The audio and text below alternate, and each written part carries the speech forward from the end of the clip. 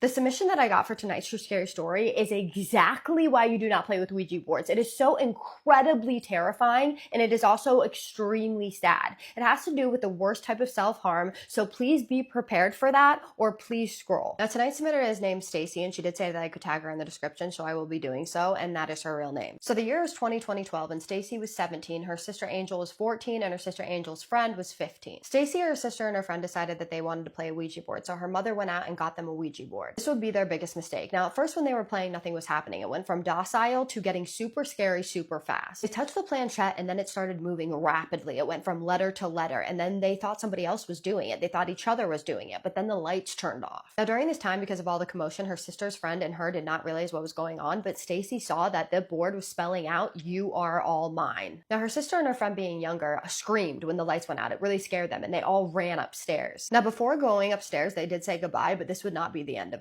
That night, they all decided to sleep in her little sister's room, but 3 a.m. on the dot, they all hear a bang, bang, bang on her sister's closet door. They all woke up in a panic, and then they heard it again. Bang, bang, bang! Each time it happened, because it kept happening, it would get louder and louder. Then the door slowly glided open, and suddenly, standing there was a man, a creature, whatever you want to call him.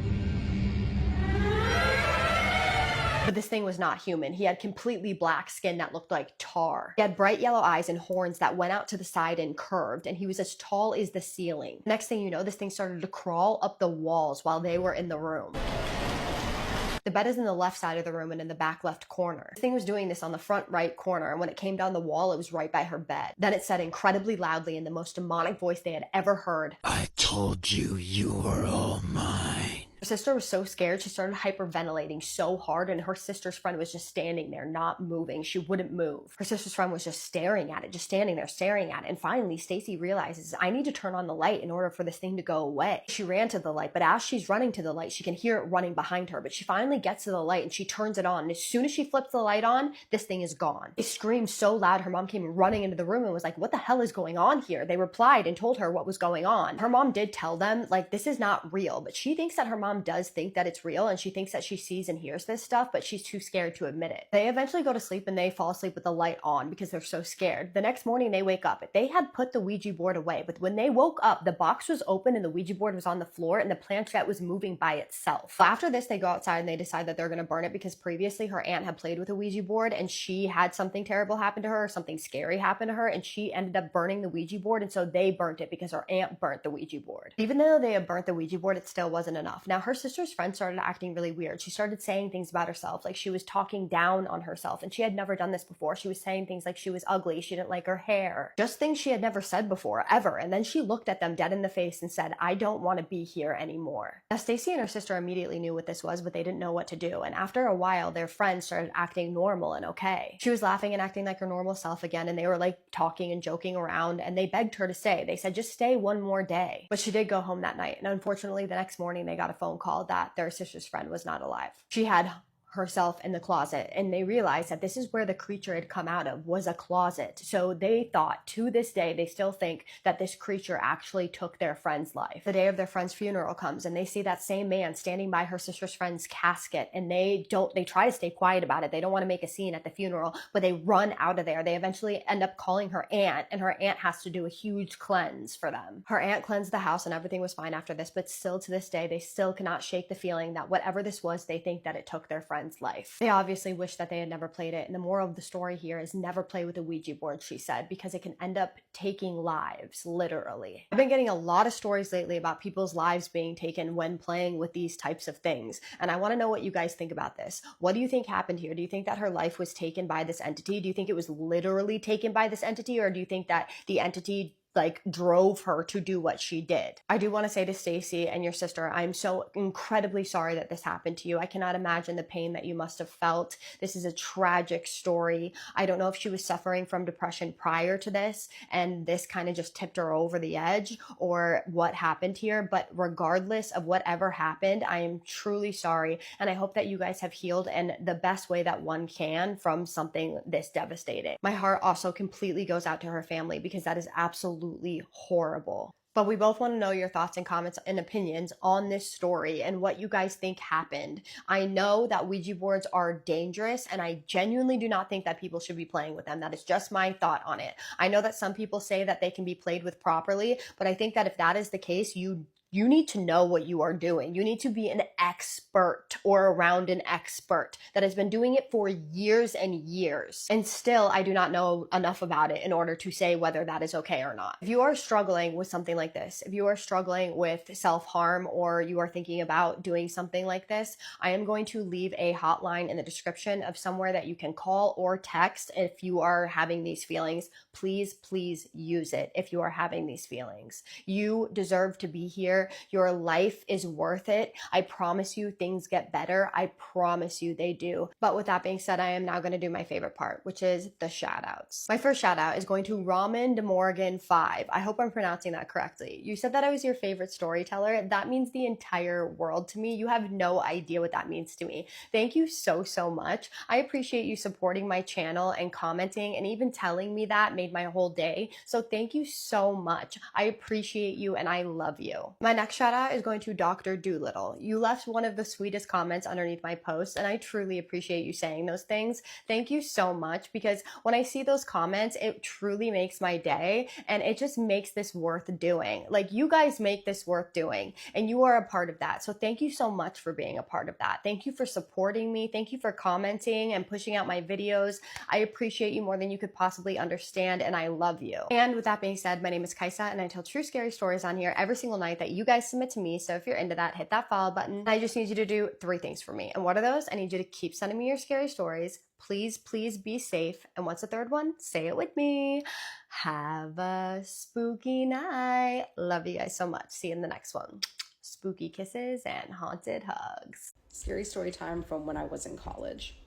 I went to college in a super small town in western Pennsylvania, like right over the Ohio-Pennsylvania border. And when I mean small, I mean small. Like, the college students being there took up the majority of the town, and the college itself was only like 2,000 people. So super tiny, but beautiful area. Lots of woods, lots of trees, lots of nature. Gorgeous place, just extremely small town.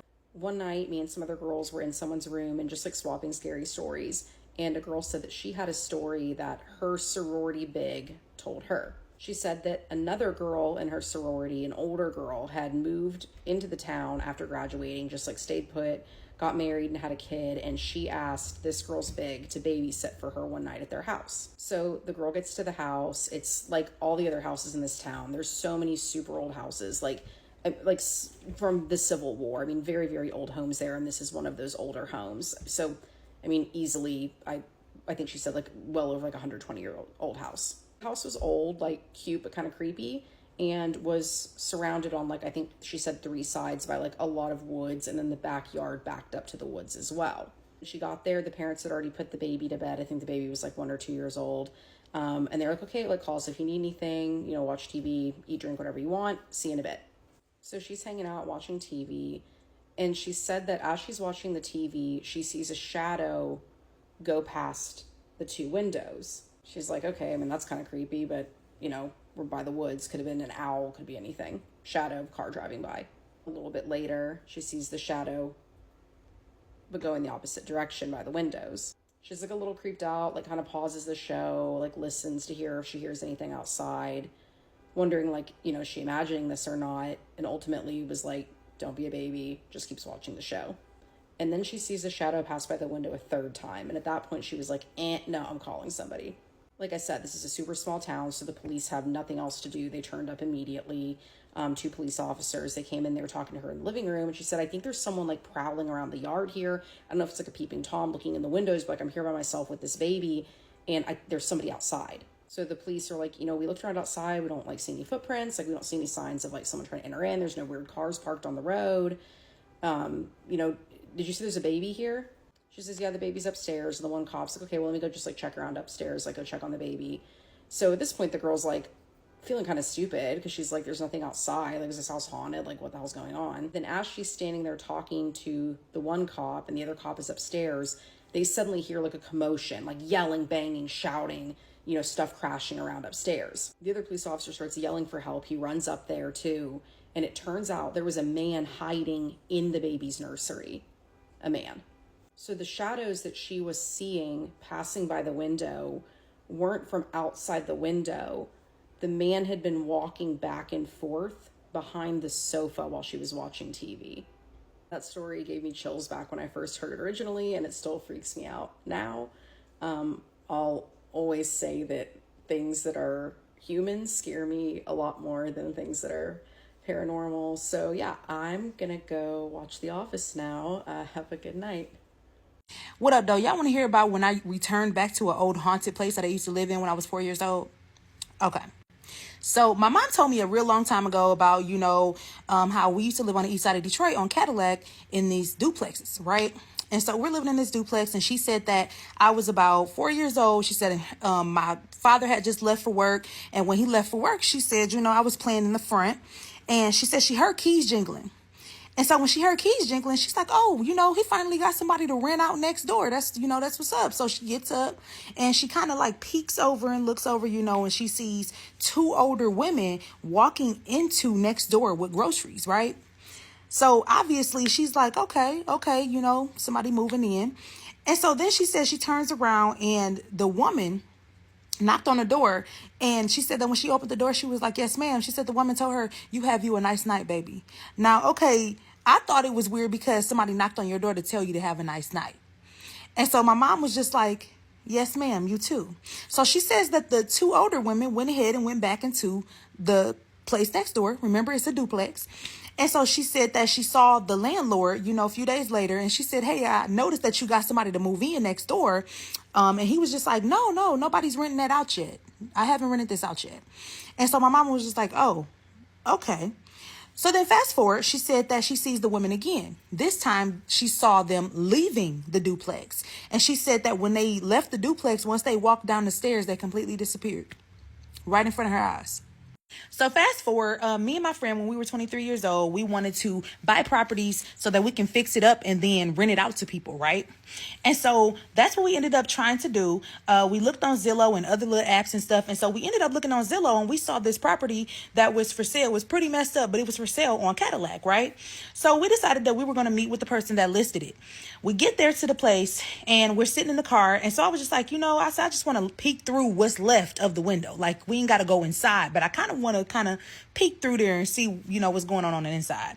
So my friend was like, okay, cool. So I'm walking up the stairs. My friend decides that she wants to walk around back. I didn't think that was a good idea, but she did it anyway. So she walks around back and I'm standing there at the top of the stairs. And so when I stand at the top of the stairs, out walks this man. And he's like, hey, I said, hi, are you the man that listed the property? And he was just like, yeah, I'm Jeff. This is my house. I said, oh, okay, well, nice to meet you, Jeff. And so he was just like, okay. Do you want to walk inside? I said, no, sir, I don't want to walk inside. I was like, but I said, I just want to talk about the property a little bit. Like, give me some background, give me some history. Tell me about like what's wrong with it and stuff like that, right? He's like, okay. So he starts talking and he told me like how old he was and how his whole family used to like be there in that house. Y'all, I BS you not. When my friend came from the back of the house, she was like, okay, he said he gonna be here in a minute. Obviously, she don't see me talking to this man because he's a spirit. Nuts, right? So then I ended up walking over to the duplex that me and my mom and my brother and my dad used to stay in. And when I walked over there, because it was just a few little steps over there, when I walked over there, I saw this woman. And when I saw this woman, she was just smiling. She was smiling so hard. She was beautiful. She had a head full of gray hair. And she was just sitting there, rocking back and forth in her chair. And I couldn't help but take a picture of the address because I was like, Ma, this is our old place, right? And so when I got home, I showed it to her and she said, what did that woman look like that, you said was smiling? And so I described the woman to her, and my mom was just like, my God. She said, she's still there, huh? They still kicking. I didn't see a second woman. I just saw that one woman. But crazy how stuff like that work. This old Spanish saying that says, never accept gifts from people you do not know. All ties in with the story I'm going to tell you today. Marisol always found it very odd that her neighbor on the first floor always offered her gifts. She would offer her food, she would offer her cookies. She went as far as even offering her a teddy bear. Marisol always said, no, no, no, thank you, or that's sweet, but I'm really not going to use it, things like that. But the neighbor always insisted on Marisol taking the gift. Now, Marisol would tell her, I understand that you're trying to be nice and I don't want to be rude. However, I don't want to take your gift. I'm sorry. The neighbor had never caught Marisol outside, but on this particular night, Marisol was taking out the trash, and it just so happened that she was throwing the trash in the dumpster, and she turned around and her neighbor was right behind her. And her neighbor was telling her, hey, how are you? How you been? I haven't seen you in a couple days. And Marisol just says, yeah, it's been, a couple days, but I've been working and I haven't gotten home early, so that's probably why you haven't seen me. The neighbor says to Marisol, hey, I know you don't like accepting gifts, which I don't understand why. I'm giving it to you wholeheartedly. I swear. Marisol says the way that the neighbor said she swore kind of didn't rub her the right way, but she kind of chuckled and was like, yeah, okay. I mean, I get it. You know what? Next time I will take a gift from you, okay? So that way we can say that you gave me a gift and I accepted it, okay? Now, why did Marisol say that? I don't know. Maybe peer pressure, maybe because she was probably against the dumpster while this neighbor's all up in her face. Who knows? Of course, the neighbor lit up like a candle and was like, finally, you're going to take something from me. And she's like, yeah, okay, well, I'll see you tomorrow. She walked around the neighbor and jetted to the freaking door. Marisol says it's like she was waiting to give her this gift, like waiting to give her this gift, because literally the next day Marisol is walking in through the door after work and the neighbor opens the door and says, here's your gift. First, Marisol's like, oh, okay, well, what is it? Marisol's thinking maybe it's going to be food, maybe another teddy bear. She had no idea that her neighbor was going to give her a mirror. Out of all things, why a mirror? Of course, Marisol is like, a mirror? She's like, yeah. I've been wanting to get rid of this mirror and I didn't want to throw it away. And I thought maybe this would be the gift I give you. And maybe this opens the door for me to give you more gifts. And Marisol's like, wow, this is a really big mirror. It's almost my size. I really don't know where to put it. And of course, the neighbor's like, no. You said you would take it. And Marisol reluctantly takes the mirror. Now, Marisol says that she was walking up the stairs. The mirror that seemed to only be supposedly 5 pounds, and like if you visually see it, you would think it's only 5 pounds. She says the mirror weighed almost 20 pounds, which made no sense to her whatsoever. Marisol says that once she got to the front of her door, she opened the door to her house. And as she tries to get the mirror inside the house, it's like there was an invisible force field blocking her from taking the mirror inside of her house. That would have been red flag for me, but let's continue. Marisol tried to ignore it, so she left her mirror on the side of the door because it didn't match anything in her living room, so she wasn't going to hang it up there. And then she looked in her room and nothing matched the mirror in her room, so she was thinking about maybe putting it in the hallway and changing out the rug in the hallway. Goes through the whole routine of unwinding, eating dinner, and all of that.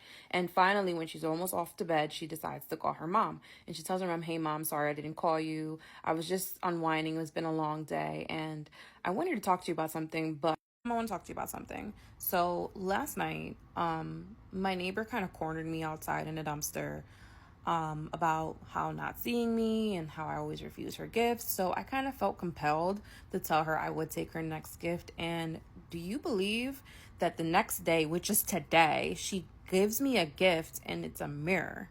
First, her mom is like, you did what? And she says, well, she gave me a mirror. And her mom went quiet. So apparently, down this whole rabbit hole, how it's bad luck to receive a mirror from someone because it transfers their bad luck to you, and how it traps your soul, and how it gives you sickness, and all types of weird stuff. And Marisol said, Mom, relax. I highly doubt the lady downstairs is trying to give me bad luck, Mom. Mom then asks her, where's the mirror? And she says, the mirror is next to the front door. She says, okay, cool. I need you to do a prayer. And Marisol's like, Mom, for real? She's like, I need you to do a prayer. And she was like, fine. She's like, I want you to do this prayer out loud. I want you to stand in the doorway of your room and do a prayer of protection in your room. So Marisol says, fine. She begins to do the prayer with her mom out loud.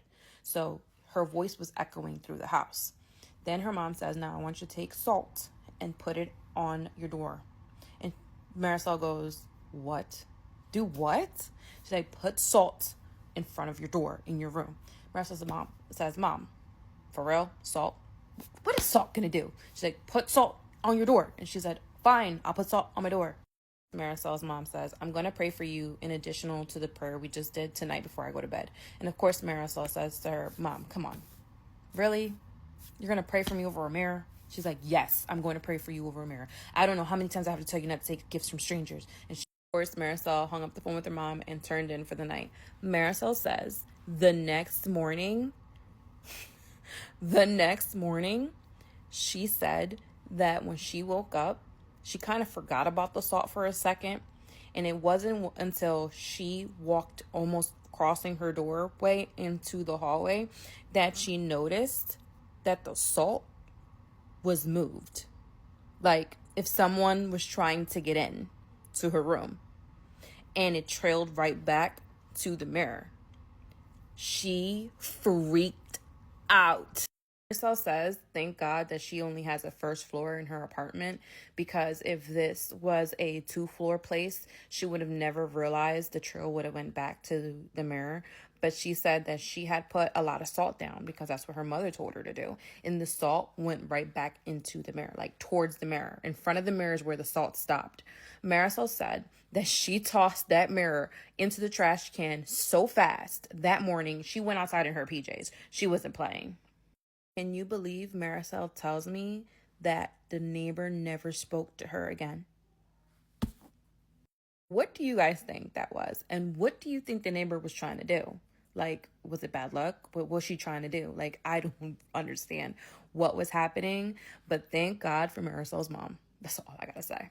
Can we show them the older homestead? Yeah, let's go. As you know. No, it's not. No, it's not.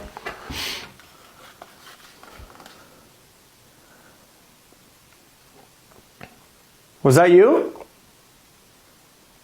Yeah, that's on either side. They went to both. Yeah. Hello and welcome back to a series of spooky stories, The Haunted Tea Spill. This series is brought to you by all things spooky and ungodly amounts of paranormal activity. Do you see what I'm saying about the stacking? Hello. It's here if you want it. Now onto the story. I've been able to see and hear things that nobody else can for as long as I can remember. I also have a very strong ability of discernment, so I can usually feel a type of presence and know things about people from just hearing about them from secondhand conversations. But this is my experience of something that I can't fully explain. When I was around 5 years old, I was visiting my grandparents in Tennessee. They owned a house with a large amount of woods out back. I knew the woods fairly well. When I was walking, I saw a man. He was dark, not exactly human. Just dark, like unlike anything that I'd seen at that age. I took a step closer to see him better. I made eye contact and it smiled. And you didn't fucking run? Not comforting, not calm. It was like a storm. Its eyes were hollow, just extremely dark with small white pupils.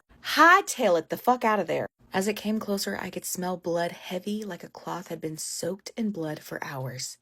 Yuck. I stayed and spoke to it. Wonderful survival skills. It came closer and reached his hand out. Its figure was now distorted like a person who was hit with a car. His torso was stretched and hunched. While his hand was reaching for me, I noticed his hands. Long, bony fingers and nails curved, broken, unnaturally. He softly brushed against my face. Bitch!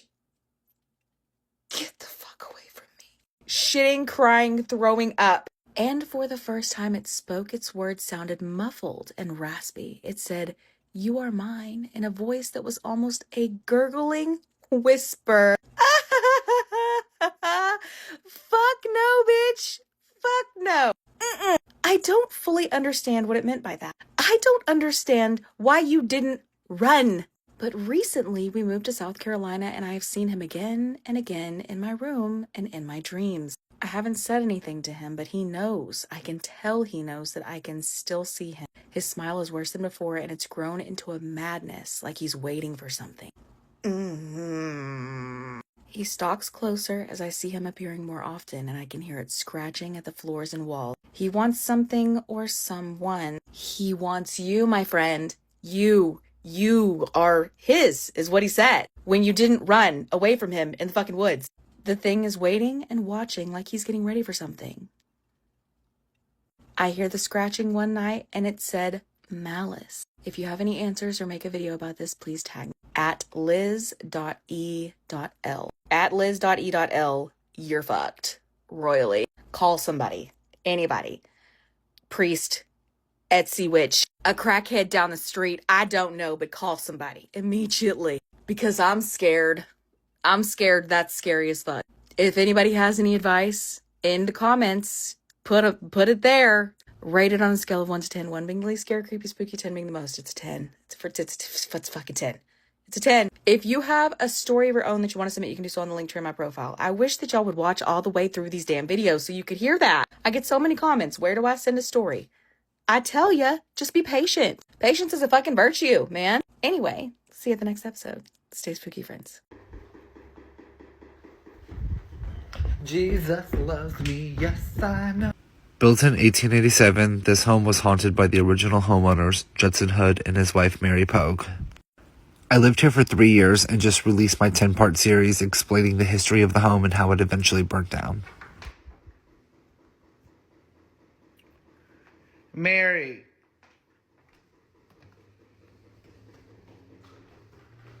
Mary girl. Ooh, I'm covered in goosebumps. Mary, I know you just died 106 years ago, bitch. Give it up, Mary. Cut it out. Come on, Mary, for real. You done said your fucking piece 106 times. Die. Go to the grave. This shit's creepy. I'll give it to you since it's your death dates or whatever. Happy 106th day in heaven. I hope you're in heaven.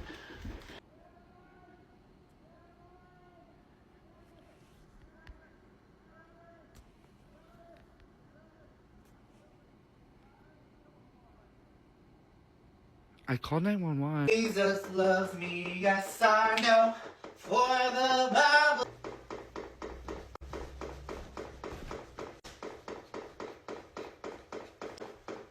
Come on, girl. What do you want? Normally you shut up when I come down here. I'm gonna try to run past it.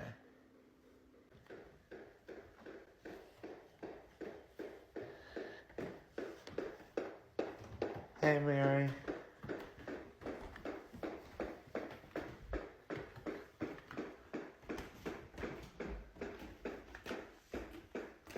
Mary, can you stop?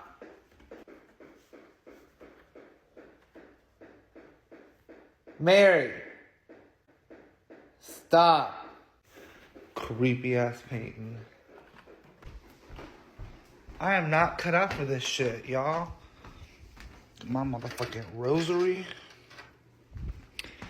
When I was little, something so strange happened to me that I still can't understand to this day. I had what I think was a dream. The reason I say that is because I can't remember if it was a dream. In my head, it's just a memory, but I know that this couldn't have possibly happened, so it had to have been a dream. That I was in my grandparents' house, and I had walked out into their front room to find my grandma, and her back was away from me. She was facing the door, and she was looking out the screen door, and I asked her something, and she turned around, and it was my grandma, but she had red eyes, and she was smiling at me, and I freaked out, and I turned around to go tell my family members, and she had been walking behind me and just saying, no one's ever going to believe you, no one will believe you. And I could see her as I walked past a mirror in the house, just kind of right behind me, staring at me, smiling with red eyes. And I knew, obviously, this wasn't my grandma. Looked just like my grandma, but it wasn't her. And I remember going back into the family room and telling my family and seeing my real grandma in there and saying, there's a woman out there and she's pretending to be you, and I don't know who that is. I don't know who that is. And all my family went out to the front room, and there was nobody there, obviously. But then I remember it cut to a different memory of, it was the same day, we were all in the house sitting around the table for a birthday or something like that. And I was facing this mirror, and I could see her reflection in the mirror standing behind me, this fake grandma, while my real grandma was sat right beside me at this table. So weird. I don't have an explanation for it. I know it had to have been a dream, because obviously that didn't happen, and none of my family remembers it. I even remember asking my mom about it one time. She was like, that didn't happen. And it was, but it's very strange to me that I can't remember it as being a dream. I just remember this incident as a memory. When I was doing paranormal investigations and the ghost tours and things at the Lee Kempner Mansion. After a ghost tour, a late night ghost tour, it ended about 3 o'clock in the morning. I locked up the house and I was headed out to my car, and I was about halfway to my car and I go, oh God, I left my sweater in the house. And it's kind of a sought after sweater. So I was like, I can't leave it here because it'll walk tomorrow. And my husband had bought it for me, and I just didn't want that to happen. So I'm like, I gotta go in the house. So I call my mom. It's like 3 o'clock in the morning, and I call my mom. And I'm like, Mom, you have to be on the phone with me while I go in the creepy house and get my sweater. And she's like, okay. She's up that late. She's a good sport. And she's like, okay. She says, well, just make sure you announce yourself because they're gonna be downstairs. She already knew this. Yes. She's like, just make sure you announce yourself. They're gonna be downstairs. Mom's got superpowers. She does, I'm telling you. So I walk into the house, I punch in the alarm code and everything, and I go, hey, everybody, I'm here. I've just come to get my sweater. I'm going to be out of your hair in just a second. And then I grab my sweater because I knew exactly where it was. I punch in the alarm code, and I go, bye, guys. I'll see you tomorrow. And I lock the door, and I walk out. I'm done. I get to my car, and my mom says, hey. And I said, hey. And she goes, they were appreciative of you letting them know that you were there. Did you hear them talking about you? Because they knew you were there to get your sweater. And I said, I didn't hear anything, but she heard them talking through the phone. Something fucking creepy happened when I got home. I was driving down the street, and my daughter's bedroom light is on. So I'm like, that's weird, because she's at her dad's house for a couple nights. She's not home. So I parked my car right over here, and when I park my car, I see her bedroom curtains are also opened a bit. So now I'm freaked out, right? And my doors were locked. But my house was built in like 1910. So I was like, I hope it's a fucking ghost and someone didn't, break in or something. So I have to actually go in my house right now, and I'm recording it because I'm scared. Alright, so here we go. I'm like shaking right now. Like my hormones are, like my adrenaline is going again. Like I have to go up my creepy dark stairs. None of the lights are on upstairs. This is not fun. And I've been hearing weird shit in the attic, bro. Oh, fucking spooky. That's her room. Just turn the light on. I don't know which way I should point the camera. Bro, I'm freaked out. I'm gonna go in my bedroom first. Turning the light on in here. Why isn't it turning on? Okay. This shit's scary. Dude, I don't want to go in there. Everything is like normal in here. But her painting fell. This painting she made was hanging on the wall, and that fell. Her chair that belongs to her desk is here, but that just might be normal. Like maybe she was playing with it. I'm gonna look in her closet. Dude. Everything's normal. I'm gonna shut her light off. Like the LED lights are on in my other daughter's room, and those always go on. Dude, it was fucking creepy. I'm looking behind the shower curtain. Ha! Nothing there. Weird. Like that light was off last night. I was here in my house sleeping. I hate when that light is on because if I close my door and the light is on, it shines through this crack. It's gotta be a fucking ghost. Like, my house was built in, like, 1906, not 1910. 1906. What the fuck was that? Bro! What's going on around you? I don't know. I'm frozen. I am frozen. Did the window Sean. break? Hi, Ghost Huns. I'm a new listener to your podcast as I've only recently discovered you both through a friend of mine who recommended that I have listened to a few episodes and also think about sending one of my own experiences in when it comes to the paranormal. I'd start off by saying the first 4 to 5 years of my life, I was raised in a house which was known to be one of the most haunted places in the area. Everyone who lives in the town knows or has heard of it before. When my parents first moved into the house before I was born, they were given a book about the hauntings of the house and also haunted places surrounding the area we live in. Remember this bit, it's important. I could talk about mine and my family's experiences in that house for ages. However, I want to talk about an experience I had while I was in my last year of primary school when I was around 10 or 11 years old. The primary school I went to while growing up could be described as being in the middle of nowhere. It was a 10 to 15 minute drive away from the town I live in. My primary school used to make all students do something called the morning mile. Students had the choice of walking or running for the first 15 to 20 minutes of the school day. That's abuse. That's horror. It used to take place on the school playground or the school field, both overlooking the road and all the farmers' fields. During the morning mile one morning, it was autumn time, I believe, I had chosen to walk it with 2 of my close friends. We were all minding our business and talking away to one another while doing laps around the playground, which, as I said earlier, overlooked the road and the fields. We were all talking to each other like any other day. However, we'd all gotten distracted from our conversation by what was standing on the road outside our school. It was a tallish, sort of smoky-looking silhouette. I remembered it looking like it was female, but I'm not all too sure because I didn't see the face. And then, not even 2 seconds later, a car drove by, making the figure sort of disappear. The 3 of us all turned our heads back round to one another with our mouths wide open. We were freaking out just a bit over what we all just saw, not too sure on how I should react, and silently asking each other if we all saw the same thing, and it turns out we did.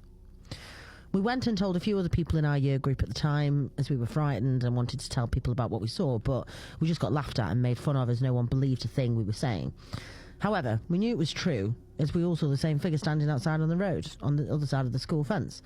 A year later, the 3 of us started secondary. I drifted with one of the girls who experienced the same thing as me after leaving primary. However, I stayed close with the other girl as I'd known her since I was really young, and we've always been a part of each other's lives. In secondary school, age 11 to 12, it was also when I really started to show a massive interest in the paranormal and thinking about my old house and all the things I'd experienced along with my family. I'd asked my dad if he knew anything else about where we used to live, and in response he gave me a book which spoke about the hauntings of my old house, as well as places around it which are also haunted. He told me he'd given it to him when him and my mum first started living in the house, which was haunted. I read through the first few pages, reading about the history of the house and why it's haunted before reading about the other places I live nearby. In the book, there was a short paragraph talking about this area surrounding my primary school. The book states that there is a huge white apparition which basically wanders around the area. As soon as I read it, it all sort of clicked. It's also been over 4 years since I made this connection. Me and my friends are now 16 going on 17, and I've also only just told my friends that what we all saw was most likely a spirit. And what we all described also fit the description of the spirit described in the book. I don't know why I kept it a secret all these years. I thought it was something I dreamt or something my brain remembered weirdly. But when I brought it up to my friend, she knew exactly what I was talking about. It shook us both up. Grangesby is a 5-minute... Grangesby, there you go. Grangesby is a 5-minute drive away from where my old primary school was. Pear Tree Lane was also maybe a 2-minute drive away from my school. In all honesty, I really have no clue if what we saw was what has been spoken about in the book, but I thought it was a cool and spooky story to tell, and also a coincidence that the book has mentions similar to mine and my friend's experience. And then she's sent in a picture of a paragraph in a book which reads, "There are stories of a woman in a dark cloak who runs around the road in Pear Tree Lane, Utterby, and a huge white faceless apparition who haunts one of the roads near Grangesby. A man who has seen the latter was asked for his reaction. His reply was that he turned around and made for home as quickly as possible." Thank you, Ghost Hunters, for reading. Lots of love. Heidi. Last night, my friend was telling me about a time that she was in Savannah. She was staring at like a bed and breakfast, and it was her and some other lady that she didn't know. And the next morning, after they had stayed there, you know, obviously they had their own rooms, but the next morning at breakfast, the other lady was like, did anything weird happen to you last night? And my friend said, no, why? And she said, well, you know that feeling when you are getting tucked in, like when you were a kid, when someone was like tucking you in, snug as a bug in a rug? I felt that, and it was so strong that I actually said, stop, and it stopped. And the lady, the innkeeper, said, oh, don't worry, that's just Gilbert. He's usually in that corner room, but don't worry, he's harmless.